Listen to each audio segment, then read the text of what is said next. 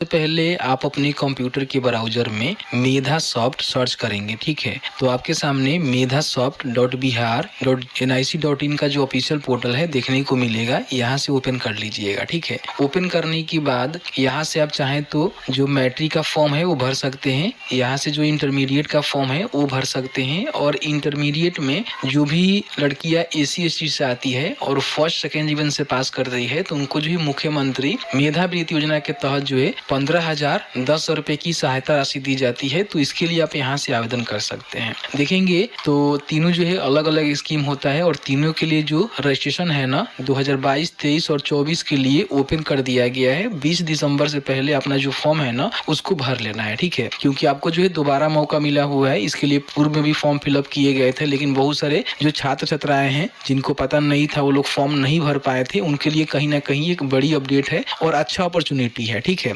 हम इसमें इंटरमीडिएट का या फिर 10th का किसी एक का जो है फॉर्म भर के दिखाएंगे। आप चाहें तो उसी प्रोसेस के माध्यम से इंटरमीडिएट का या फिर 10th का फॉर्म को आसानी से भर पाएंगे। दोनों का सेम प्रोसीजर होता है।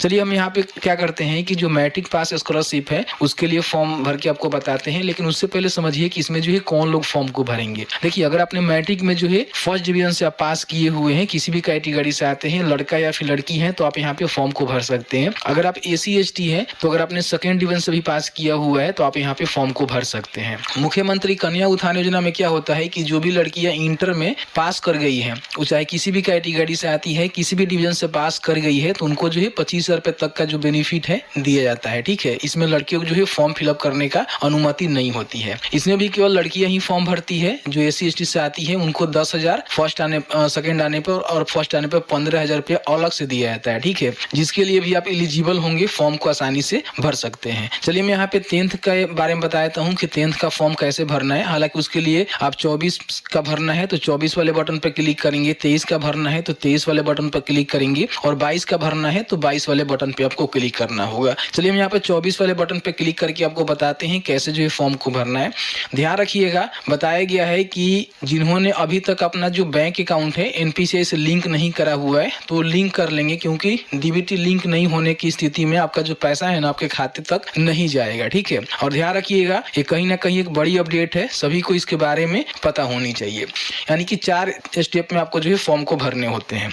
तो सबसे पहले आपको क्या करना है कि अप्लाई करना है, ठीक है। अप्लाई करने के बाद क्या होगा कि जो भी आपका डिपार्टमेंट बैंक वेरिफिकेशन है वो करेगा। फिर आपको जो है लॉगिन ID मिलेगा, जिससे लॉगिन करके स्कॉलरशिप का जो फाइनलाइजेशन है वो आपको करना होगा। उसके बाद आपको जो है पेमेंट यहाँ पे देखने को मिलता है। तो सबसे पहले अप्लाई करने के लिए अप्लाई ऑनलाइन के बटन पे क्लिक करेंगे। हालांकि मैं मैट्रिक की जानकारी बता रहा हूँ, इस तरह से आप चाहें तो इंटरमीडिएट का भी फॉर्म भर सकते हैं। यहाँ पे आपको टिक करना है, ठीक है। और उसके बाद कंटिन्यू के बटन पे आपको क्लिक कर देना है।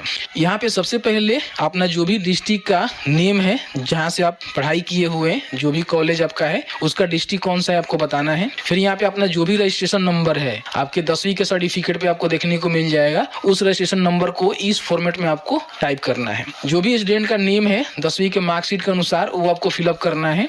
10वीं के मार्कशीट के अनुसार जो भी उनका डेट ऑफ बर्थ है यहाँ पे डालेंगे। 10वीं का जो मार्कशीट है उसके हिसाब से जो भी उनका फादर नेम है, मदर नेम है यहाँ पे डालेंगे। और जो भी 10वीं का मार्कशीट पे उनका प्राप्तांक है, यानी कि कितना जो है अंक उनको मिला हुआ है, वो यहाँ पे बताएंगे कि आपने जो है मैट्रिक में कितना अंक प्राप्त किया हुआ है। अपना डिवीजन बताएंगे तो इसमें फर्स्ट सेकेंड दोनों को मिलता है। फर्स्ट कंडीशन में क्या होता है कि आप किसी भी कैटेगरी से आते हैं, लड़का या फिर लड़की है, फर्स्ट कर गए हैं तो आपको बेनिफिट मिलेगा 10,000। अगर आप SC/ST से आते हैं, सेकेंड डिवीजन से भी पास किए हुए हैं तो आपको 8,000 रुपए तक का बेनिफिट देखने को मिलता है।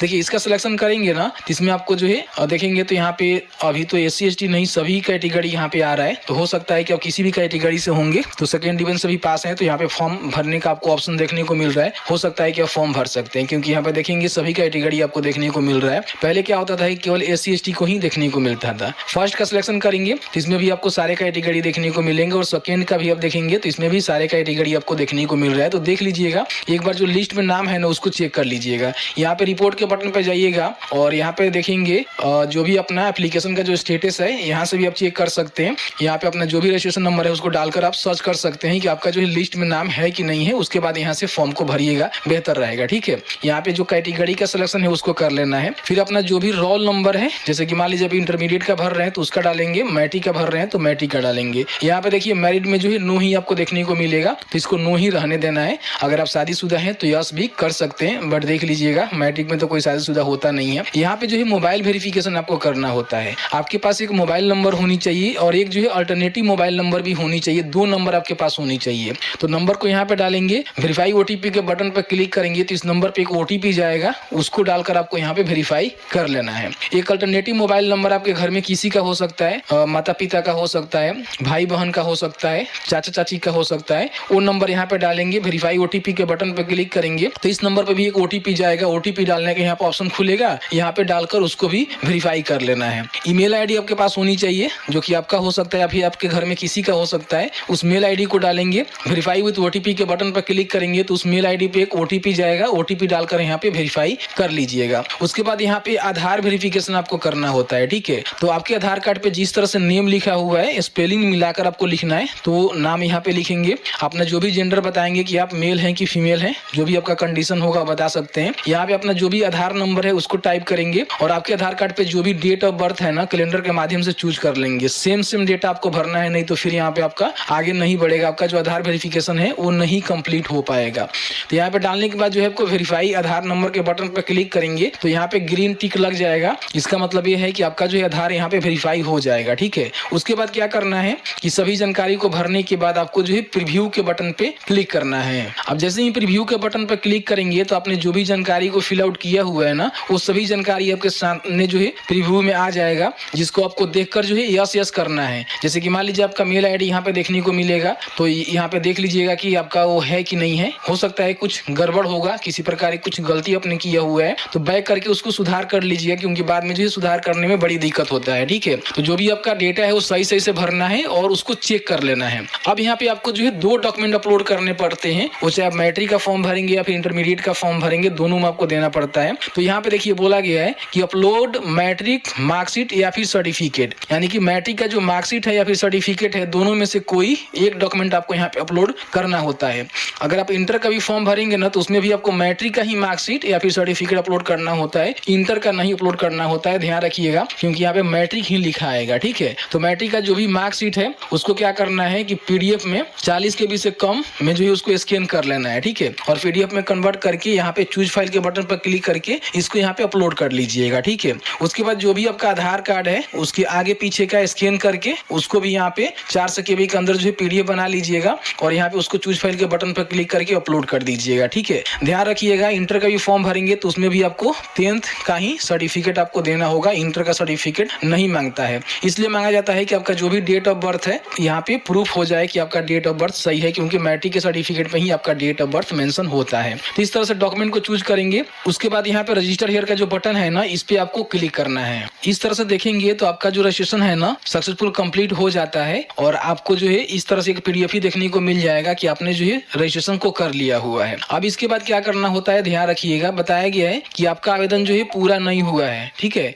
विभागीय सत्यापन की प्रतीक्षा करें। विभागीय सत्यापन के बाद आपका आवेदन पूरी करने के लिए आपके पंजीकृत ईमेल आईडी या फिर मोबाइल नंबर पे उपयोक्ता यूजर आईडी तथा पासवर्ड दिए जाएंगे या फिर ऑनलाइन रजिस्टर मोबाइल नंबर पे ले सकते हैं। यानी कि क्या होगा कि इसके बाद जो है आपका जो जानकारी है उसको विभाग जो है वेरीफाई करेगा और वेरीफाई करने के बाद क्या होगा कि जैसे ही वेरीफाई हो जाएगा तो आपको जो है यूजर आईडी पासवर्ड यहाँ पे दिया जाएगा, ठीक है। यूजर आईडी पासवर्ड से लॉगिन करके यहाँ पे एक लॉगिन का जो है बटन आपको देखने को मिलता है, जाइएगा तो आपको मिल रहा है स्टूडेंट लॉगिन का बटन, ठीक है। इस पे आप क्लिक करेंगे, जब आपका यूजर आईडी पासवर्ड यहाँ पे आ जाएगा तो इसे लॉगिन करके जो है लास्ट में फॉर्म को आपको फाइनलाइज करना होगा। फाइनलाइज नहीं करेंगे तो आपको पैसे नहीं मिलेंगे, ठीक है। और कभी भी अपने एप्लीकेशन का जो स्टेटस है वो चेक करना है तो इनके होम पे भी आपको ऑप्शन देखने को मिल जाएगा गेट एप्लीकेशन स्टेटस। इस पे आप क्लिक करेंगे, click here to view application status पे क्लिक करके अपना जो भी रजिस्ट्रेशन नंबर है उसको डालकर यहाँ पे जो भी अपना स्टेटस है उसको आप यहाँ पे चेकआउट कर सकते हैं। कोई भी दिक्कत नहीं होने वाला है। सभी चीज वेरिफिकेशन होने के बाद मैच करने के बाद यूजर आईडी पासवर्ड आपके नंबर पे या फिर मेल पे भेज दिया जाएगा।